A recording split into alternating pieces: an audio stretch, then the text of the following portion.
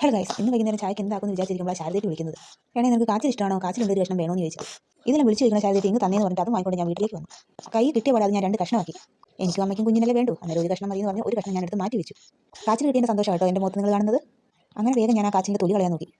തൊലി കളയുന്ന കുറച്ച് പാടായിരുന്നു, എന്നാലും സാരമില്ല. കാച്ചിൽ തിന്നാലോ എന്ന് വിചാരിച്ച് ആ കഷ്ടപ്പാടെല്ലാം ഞാൻ സഹിച്ചു. ഒന്നും നോക്കിയില്ല, തോലി ഞാൻ ഇതിലെല്ലാം വെട്ടി. കാച്ചിൽ തിന്ന കാലം വന്നു. പണ്ട് സ്കൂൾ വിട്ട് വരുമ്പോൾ അമ്മ കാച്ചിൽ പുഴുങ്ങി വെക്കുമായിരുന്നു. വയറ് നിറയാൻ ഇത് മാത്രം മതിയായിരുന്നു അന്നേരം. അതെല്ലാം പോട്ടെ, നമ്മളിപ്പോൾ കാച്ചിൽ കഷ്ണമായി മുറിച്ചു. നല്ല പാങ്ങിൽ ഒരു 5-6 റൂട്ട് അത് കഴുകിയെടുക്കണം കേട്ടോ, നിറച്ച് മണ്ണായിരുന്നു. അങ്ങനെ ഞാൻ കഴുകിയെല്ലാം നമ്മുടെ മൺചട്ടിയിലേക്ക് ഇട്ടു.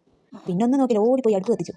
നല്ല പാങ്ങിൽ തീ കത്തി വന്നായിരുന്നു, അതുകൊണ്ട് വേഗം ചട്ടിയെടുത്ത് അടുപ്പിലേക്ക് വെച്ചു. പിന്നെ വെറുതെ ഇതിൻ്റെ സമയം കളയുന്ന ഒരു കാന്താരി ചമ്മന്തി കൂടെ അരയ്ക്കാമെന്ന് വിചാരിച്ചു. വേഗം പോയി ഒരു ജാറെടുത്തു. അതിലേക്ക് നമ്മുടെ കാന്താരിയും കുറച്ച് വെളുത്തുള്ളിയും ഇച്ചിരി പുളിയും കുറച്ച് ഉപ്പും എല്ലാം കൂടി ഇട്ട് ഒന്ന് കറക്കി എടുത്തിട്ട് വരാം. നമ്മുടെ ചമ്മന്തി ഇവിടെ അരച്ചുകൊണ്ട് വന്നു. അതിലേക്ക് കുറച്ച് പച്ചവെളിച്ചെണ്ണയും കൂടെ നമുക്ക് ഒഴിച്ചു കൊടുക്കാം. എന്നിട്ട് നന്നായിട്ട് അങ്ങ് മിക്സ് ചെയ്യാം. എന്നിട്ട് നമ്മുടെ കാച്ചിൽ ഇവിടെ റെഡി ആയി കഴിഞ്ഞു. പിന്നെ എന്തിനാ വൈകിക്കുന്നത്, അങ്ങ് ടേസ്റ്റ് ചെയ്യാമെന്ന് വിചാരിച്ചു. ഒരു കഷ്ണം കാച്ചിലും അതിലേക്ക് നല്ല കാന്താരി മുളകും കൂടെ വെച്ച് ഒന്ന് കഴിച്ചു. എൻ്റെ മോനെ, അടിപൊളി തന്നെ.